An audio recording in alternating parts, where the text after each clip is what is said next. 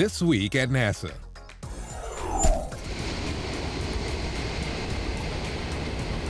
After bidding farewell to the Kennedy Space Center and Florida's Space Coast,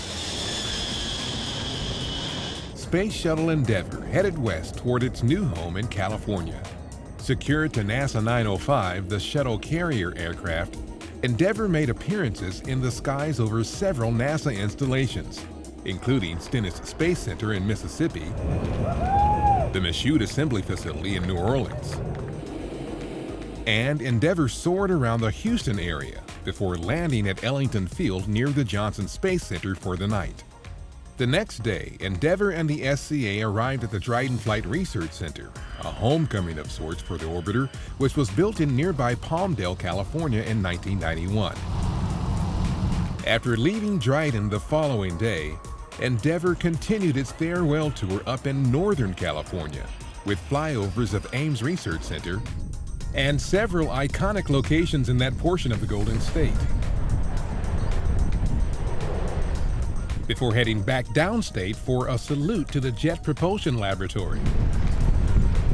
And Endeavour provided a series of spectacular photo ops elsewhere in Southern California before making a smooth landing at Los Angeles International Airport.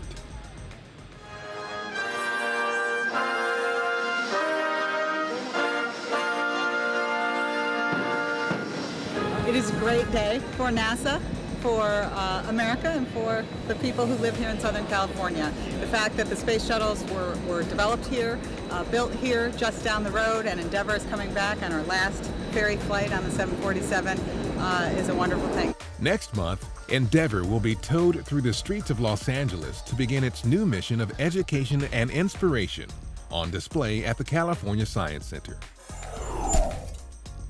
Some 40 randomly selected NASA social media followers welcomed Endeavour to Dryden with a two-day NASA Social. Those who engage with the agency through Twitter, Facebook, and Google+ watched the landing and departure of the orbiter as it piggybacked on the SCA. Participants also spoke with experts, toured aircraft, and met up with other space enthusiasts and members of the NASA social media team. Hi, I'm Jessica Samuels, member of the Engineering Operations team, and this is your Curiosity Rover Report. Last week, we completed our second round of vehicle health checkouts. This was primarily targeted on the robotic arm and the hardware at the end of the robotic arm called the turret. This included the different instruments and the sample processing hardware and sample acquisitioning hardware. Our arm checkout activity was in preparation for our first contact science. This is an exciting time for the robotic arm team and the mission as a whole, as we will be doing our first placement of an instrument on a target called Jake Matievich. Our target was named specifically for our Surface Operations Team Chief Engineer, who unfortunately passed shortly after landing. The target Matievich has been selected to cross-calibrate two of our instruments on the rover: the Alpha Particle X-ray Spectrometer, which resides on the end of the robotic arm, and the ChemCam instrument, which resides on the top of the remote sensing mast. Recently, we completed a Mastcam panorama of a ridge, which will give us a great vantage point of the Glen Elg target area. A few sols ago, we completed an interesting campaign where we actually acquired images of the Martian moons Phobos and Deimos transiting across the sun. So that was your Curiosity Rover update. Check in for future reports. Among those instrumental in Curiosity's success are American small businesses. One company, ATA Engineering, hosted a Google+ Hangout with NASA Administrator Charlie Bolden and Small Business Administration Administrator Karen Mills. A Google+ Hangout is a group video chat. The Herndon, Virginia firm partnered with NASA's Jet Propulsion Laboratory to test and analyze Curiosity's entry, descent, and landing. And it deployed its wheels to get ready for landing, and then actually landed on the surface of Mars. ATA Engineering also contributed to the rover's wheels, actuators, and thermal control systems. Tell me when you're ready for me. Ready? The next 3 residents of the International Space Station are training for their upcoming launch to the orbiting laboratory.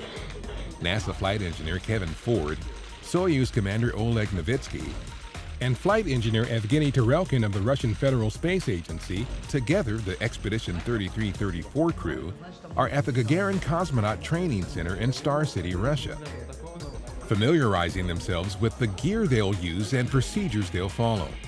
Their Soyuz spacecraft is scheduled to lift off from the Baikonur Cosmodrome in Kazakhstan in mid-October. International Space Station program scientist Julie Robinson met with researchers and managers at the Glenn Research Center about the experiments they're responsible for aboard the station. The orbiting laboratory's microgravity provides scientists with unique insight to the physical processes presented by problems we encounter here on Earth. Glenn is among several NASA field centers with key roles in station science. There's a great capability across the country for knowing how to do an experiment in space and helping a scientist to do that even if they haven't done an experiment in space before. With assembly of the station complete, Robinson has overseen the introduction of hundreds of new scientific investigations on the ISS, the world's only laboratory in microgravity. September is National Preparedness Month, and the Emergency Management Team at NASA headquarters is sponsoring events and activities to help employees ready themselves for emergencies at work. Don't panic, that's for sure. Don't panic and never try to self-evacuate. As well as for emergencies at home and elsewhere. One of the things we recommend that everyone have in their home or even in the office is a NOAA weather radio. For steps you can take to prepare for an emergency, visit www.ready.gov.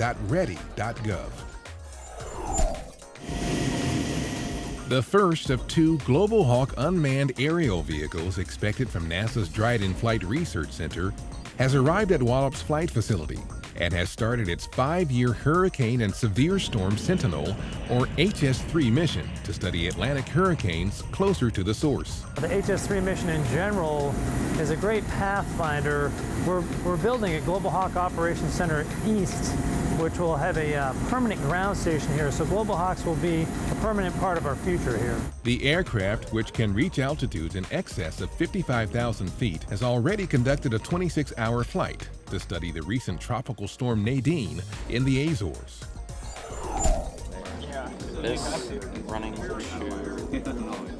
Model makers at Langley Research Center have built to scale 3 versions of the Space Launch System for a series of wind tunnel tests.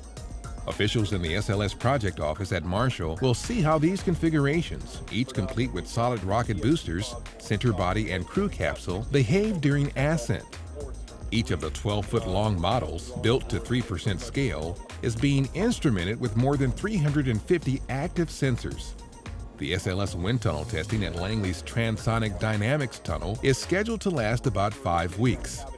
NASA's new Space Launch System will send astronauts farther into space than ever before. At the Wallops Flight Facility, university students who used their academic skills to develop atmospheric and technology experiments watched those experiments launched on a NASA suborbital sounding rocket. 4 university experiments were flown as part of an educational project called RockSat-X, which is designed to give students hands-on experience in designing, fabricating, testing, and conducting experiments for spaceflight. We have multiple experiments on the Virginia Tech Paler collaboration. They're doing nitric oxide sensors and IMU sensors, as well as trying to detect space particles. The program began with a hands-on workshop on rocketry called Rock On, followed by RockSat-C, during which experiments were developed for flight inside a special canister. The program is supported by NASA in partnership with Colorado and Virginia Space Grant Consortia. This is a rear footprint of a kind of armored dinosaur, almost certainly a nodosaur.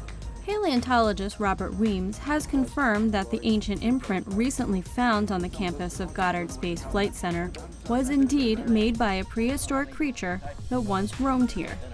A large plant-eating dinosaur called a nodosaur left the footprint 110 to 112 million years ago, but it turns out it may not have been alone.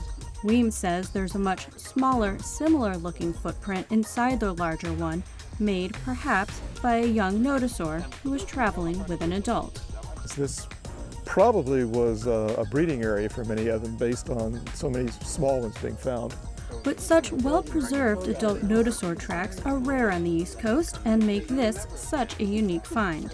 Dinosaur tracker Ray Stanford, who discovered the footprint, says he's excited by this confirmation. His expert word is as good as you can get. I'm thrilled.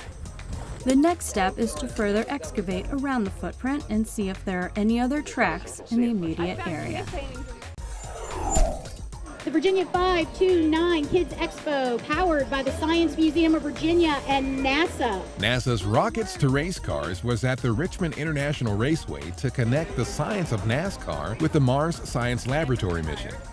Employees from Langley discussed the physics of Curiosity's landing, such as drag and G-forces, and how those same processes are employed in auto racing. Kids went hands-on by landing their own paper rover and touching an actual rover wheel.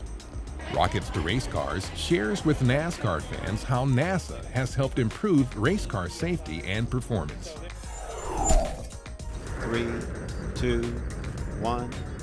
Booster ignition and liftoff of the Space Shuttle Atlantis. 15 years ago, on September 25, 1997, STS-86 got underway at the Kennedy Space Center. Commanding Atlantis on its 10-day mission to the Russian Mir space station was Jim Weatherby. Piloting this 7th shuttle docking to Mir was Michael Bloomfield. Rounding out the 7-person crew were NASA mission specialists Scott Parazynski, Wendy Lawrence, and Dave Wolf, mission specialist and Russian cosmonaut Vladimir Titov, and mission specialist Jean-Luc Chrétien of France. Dave Wolf replaced Mike Foale as a Mir crew member, making Wolf the 6th U.S. astronaut in succession to live on Mir. Foale returned to Earth after spending 145 days in space, 134 of them aboard Mir. And 5 years ago, on September 27, 2007, the Dawn spacecraft launched atop a Delta II rocket from Cape Canaveral for the asteroid belt between Mars and Jupiter.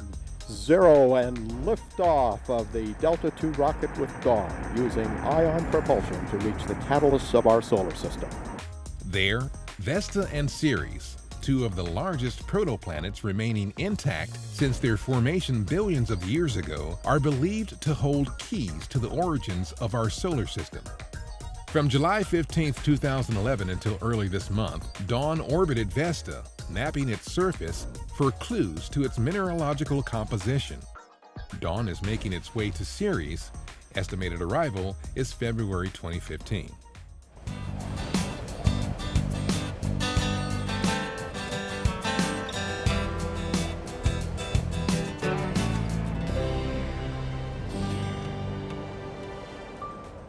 Hi, I'm Omar de Frias. I am the lead for the integration and evaluation team for the Science Mission Director at NASA headquarters. So we basically manage the execution of the budget for science. Every time I'm asked a question, where do you work? I say, I work for NASA. Obviously, the first response is like, wow, really? They're fascinated because of what we do as an agency. I try to tell them, and here's how I tie into the big picture. Here's how we do what we do to make, MSL and Curiosity happen. I basically got recruited as part of the corporate recruitment effort that NASA did in University of Puerto Rico at Mayagüez, and this was back in 2004. I was dealing with a multitude of offers. I was dealing with IBM as a potential hiring possibility, and I was dealing with Kimberly-Clark, and I ended up choosing NASA because of the path that I saw forward. I used to be a professional basketball player in the Dominican Republic, where I had a chance to really hone in on the skills of teamwork. It's very important to be able to have a good, diverse team. You want people with different backgrounds. You want people that have, worked internationally. The biggest thing on diversity on my part is always to put diversity and inclusion in the workforce. So it's not only about, hey, let's go ahead and hire people from different races. We're building them to be the next leaders of our agency, and I think NASA's done a good job on that. The family of late astronaut Sally Ride joined with officials at the Johnson Space Center to dedicate a tree in memory of the first American woman in space. The live oak was planted in a grove among 62 trees honoring NASA astronauts and space pioneers. Ride, who made her history-making flight in 1983 aboard Space Shuttle Challenger on STS-7, died in July at age 61. And that's This Week at NASA. For more on these and other stories, or to follow us on Facebook, Twitter, and other social media, log on to www.nasa.gov.